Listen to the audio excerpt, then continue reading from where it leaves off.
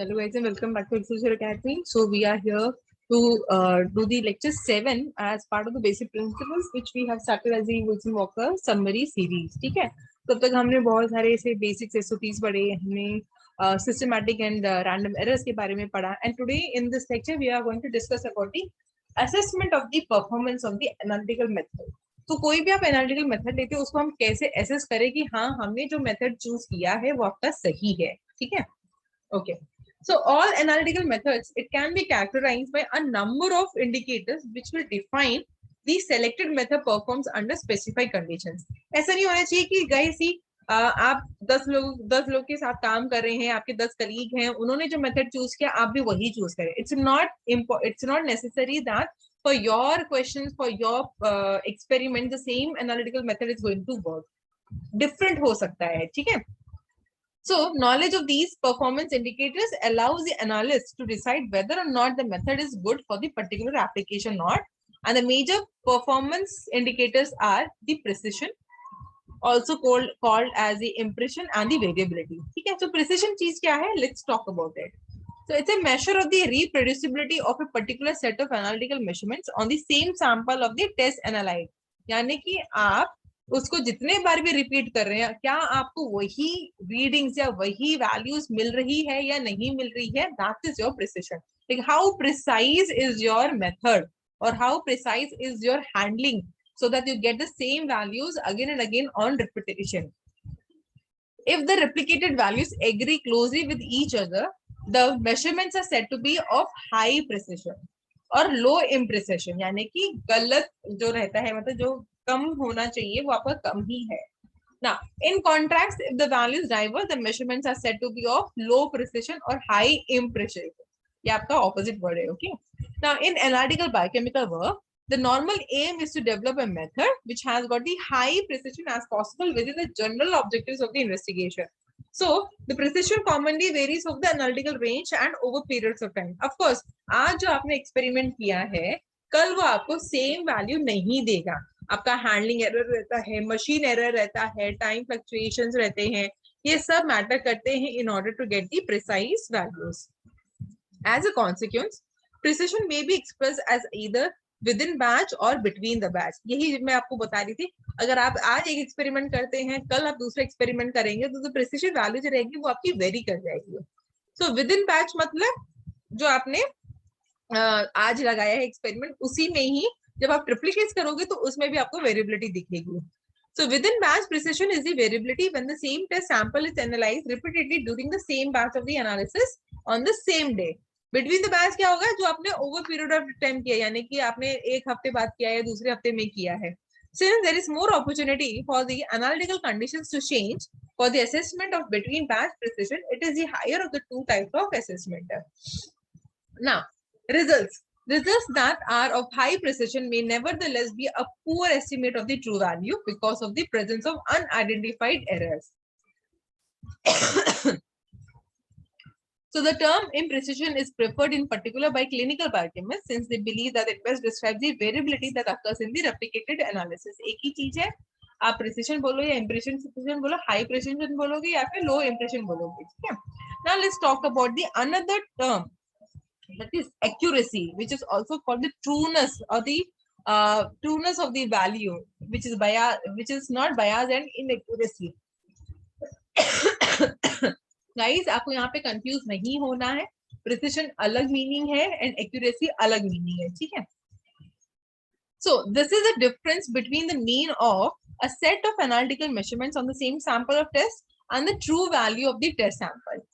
यानी कि एक आपका स्टैंडर्ड वैल्यू रहेगा और एक आपने जो एक्सपेरिमेंटल वैल्यू किया उसके बीच में जो कितना डिफरेंस आ रहा है उस चीज को हम एक्यूरेसी कहते हैं. ठीक है. ओके.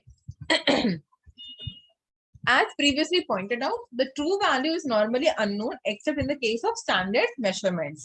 Of course, see, हमारे पास हम जो भी एक्सपेरिमेंट करते हैं हमारे पास हमेशा कुछ ना कुछ स्टैंडर्ड्स रहते ही है, या हम उस स्टैंडर्ड को सबसे पहले रन करते हैं. Based on those standards only आप अपना सैंपल रन करते हैं and then you see whether it is falling within the range और आउट ऑफ द रेंज. ठीक है. इसलिए स्टैंडर्ड मेजरमेंट्स होना बहुत जरूरी है for any kind of experiments you do, and especially if you are having clinical data For that, you of course you always need to have the standard values.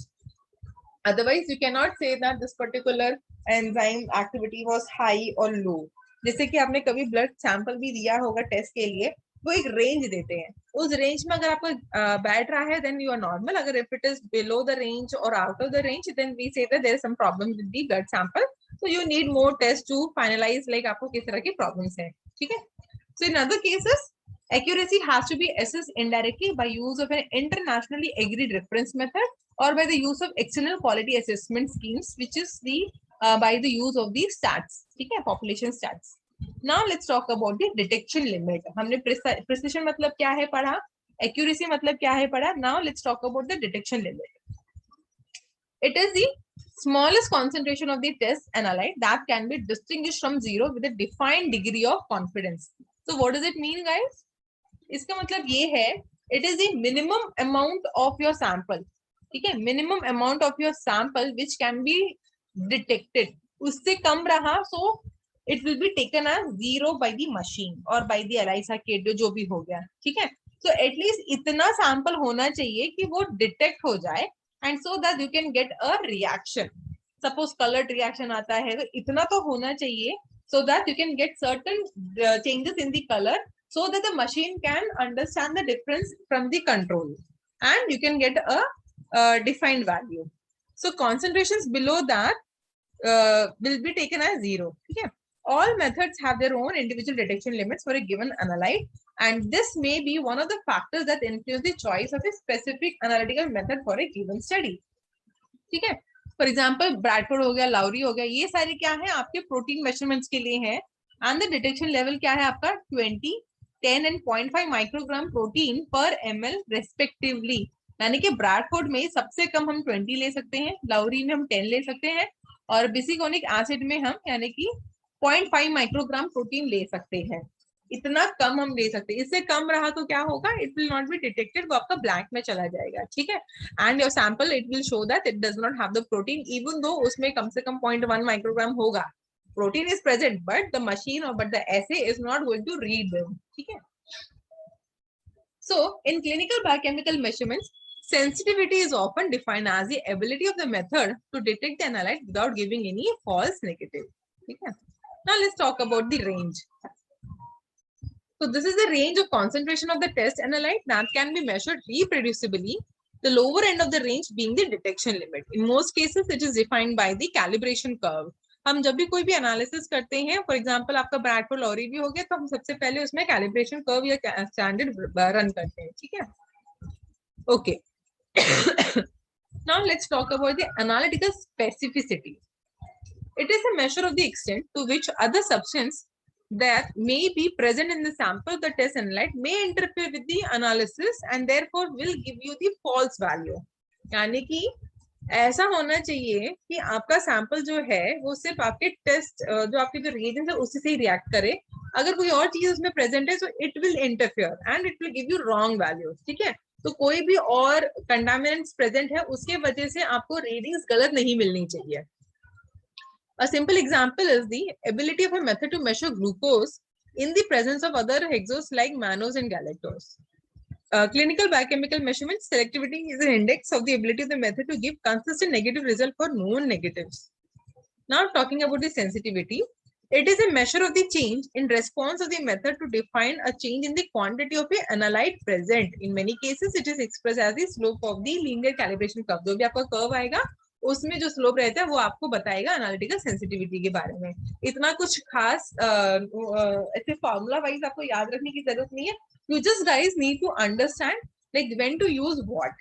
ठीक है, now let's talk about the robustness.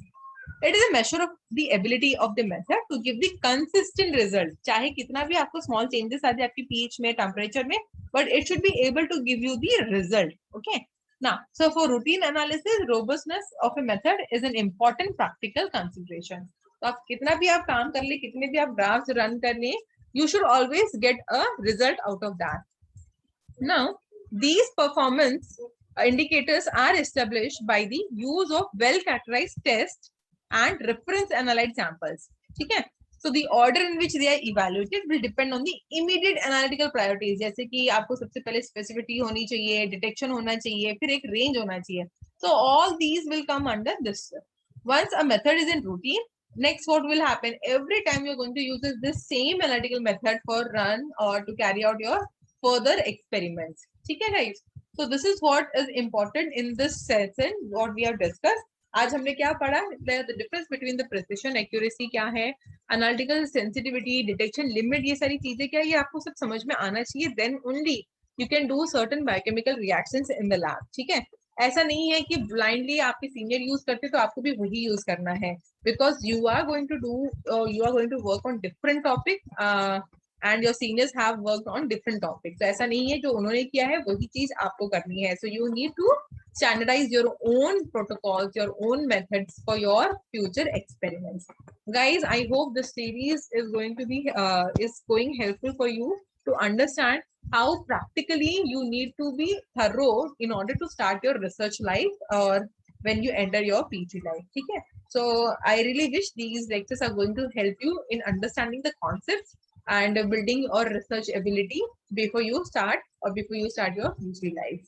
So thank you guys for watching. If you like the video, please hit that like button. And अगर आपने subscribe नहीं किया है तो please subscribe कीजिए. और तब तक के लिए शब्बा खैर.